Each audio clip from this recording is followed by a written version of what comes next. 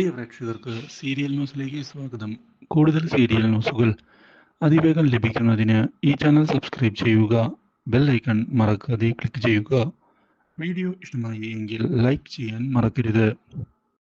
ഇഷ കാരണമാണ് ഇപ്പോൾ ഈ മാറ്റങ്ങളെല്ലാം ഉണ്ടായിരിക്കുന്നത് എന്ന് മനസ്സിലാക്കിയിരിക്കുകയാണ് ദേവബാല. അതുകൊണ്ട് തന്നെ ദേവബാല തിരികെ വീട്ടിലേക്ക് എത്തുന്നു.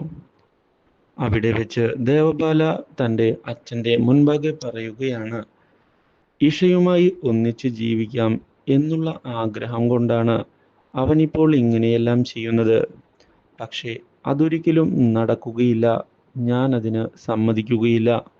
ഞാൻ മരിക്കണം, നീ അവളുടെ കൂടെ ജീവിക്കുന്നതിന് വേണ്ടി.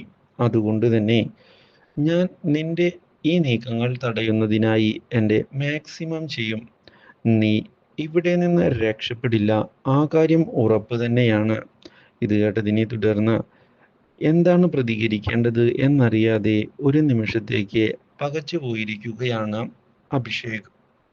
താൻ അച്ഛനാകാൻ പോകുന്ന വിവരം ഇവൾ അറിഞ്ഞു കഴിഞ്ഞു എന്നുള്ള ചോദ്യം മനസ്സിൽ ബാക്കിയാവുകയും ചെയ്യുന്നു. ഒരിക്കലും ഇങ്ങനെ ഒരു വഴിത്തിരിവ് പ്രതീക്ഷിച്ചതല്ല. അതുകൊണ്ട് തന്നെ ഇനി എങ്ങനെ കാര്യങ്ങൾ മുന്നോട്ട് കൊണ്ടുപോകും എന്ന് ആലോചിക്കുകയാണ്. ഇതോടെ ദേവബാലയാകട്ടെ ഒന്നും മിണ്ടാതെ അവിടെ നോക്കി നിൽക്കുന്നു. ഇത് കാണുന്ന അവൻ അവിടെ നിന്ന് പോയിരിക്കുകയാണ്.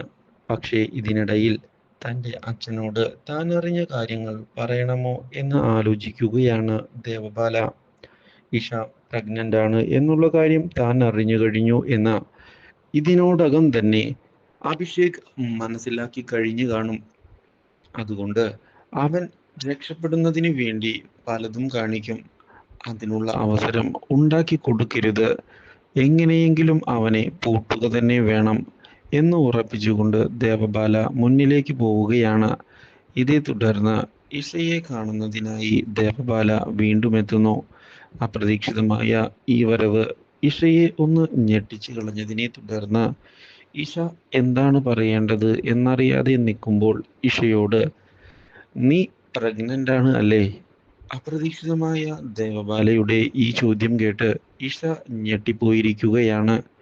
എന്താണ് എന്താണ് പറയേണ്ടത് എന്നറിയാതെ പകച്ചു പോകുന്ന ഇഷ ഒന്നും മിണ്ടാതെ നിന്നതിനെ തുടർന്ന്, എല്ലാ കാര്യവും അറിഞ്ഞുകൊണ്ട് തന്നെയാണ് ഞാനിപ്പോൾ ഇവിടേക്ക് വന്നത്. ഇനി എന്നിൽ നിന്ന് മറച്ചു പിടിക്കാനൊന്നും നീ ശ്രമിക്കേണ്ട.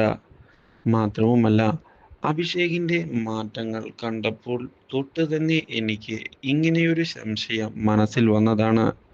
അതുകൊണ്ട് തന്നെയാണ് കാര്യങ്ങൾ അവൻ പോലും അറിയാതെ ഞാൻ മുന്നോട്ട് കൊണ്ടുപോയത്. ഇപ്പോൾ എനിക്ക് എല്ലാ കാര്യവും മനസ്സിലായി. നിന്റെ വയറ്റിൽ വളരുന്നത് അഭിഷേകിന്റെ കുഞ്ഞായിരിക്കും. പക്ഷേ ഞാനൊരു കാര്യം ഇപ്പോഴേ നിന്നോട് പറഞ്ഞേക്കാം. നീ എന്താണ് പറയാൻ പോകുന്നത്? ദേവബാല, നീ ആവശ്യമില്ലാത്ത കാര്യങ്ങളിൽ ഇടപെടാതിരിക്കുന്നതാണ് നിനക്ക് നല്ലത്. ആവശ്യമില്ലാത്ത കാര്യമോ?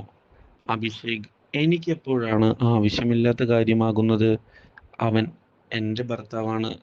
അവൻ എൻ്റെ ഭർത്താവായിരിക്കുമ്പോൾ നീ അവകാശം ഉന്നയിച്ചു കൊണ്ടുവരുന്നത് അങ്ങനെ നോക്കി നിന്ന് കാണാൻ എനിക്ക് സാധിക്കില്ലല്ലോ. അതുകൊണ്ടാണ് ഞാൻ ഇപ്പോൾ കാര്യങ്ങൾ നിന്നോട് വ്യക്തമാക്കാൻ തയ്യാറായി ഇവിടേക്ക് വന്നിരിക്കുന്നത്. ഞാൻ ഒരു കാര്യം പറഞ്ഞേക്കാം.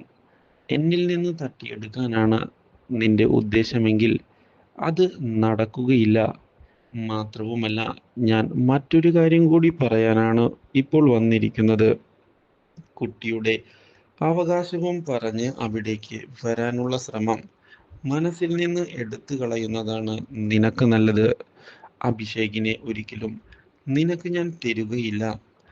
അവനെ കൊന്നുകളയാനും ഞാൻ മടിക്കില്ല എന്നുള്ള കാര്യവും നീ മനസ്സിലാക്കിയാൽ നിനക്ക് നല്ലത്.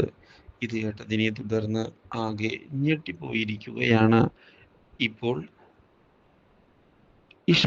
മാത്രവുമല്ല, ഇനി എന്തു പറയും എന്നറിയാതെ നിൽക്കുമ്പോൾ, നീ ഈ കുഞ്ഞിനെ അബോർട്ട് ചെയ്യുന്നതാണ് നല്ലത്. അല്ലാതെ ഈ കുഞ്ഞിൻ്റെ അച്ഛനായി അവനെ കിട്ടും എന്നുള്ള ധാരണയൊന്നും നിനക്ക് വേണ്ട എന്ന് ഞാൻ ഇപ്പോഴേ പറഞ്ഞേക്കാം. ഇതും പറഞ്ഞ് അവിടെ നിന്ന് ദേവബാല പോയിരിക്കുകയാണ്. ഇതോടെ ഇഷയാകെ പകച്ചു പോകുന്നു. ദേവബാല രണ്ടും കൽപ്പിച്ചാണ് മുന്നോട്ട് പോകുന്നത് എന്നുള്ള കാര്യം ഇഷ ഇതേ തുടർന്ന് തിരിച്ചറിഞ്ഞിരിക്കുകയാണ്. ഇതോടെ അഭിഷേകിനെ ചെന്ന് കണ്ട് ദേവബാല സത്യങ്ങൾ മനസ്സിലാക്കി എന്ന് പറയുകയും ചെയ്തിരിക്കുകയാണ്. ഇപ്പോൾ ഇഷ ഇത് അഭിഷേകിനെ ആകെ ഞെട്ടിച്ച് കളയുകയും ചെയ്യുന്നു. Do like, share and subscribe.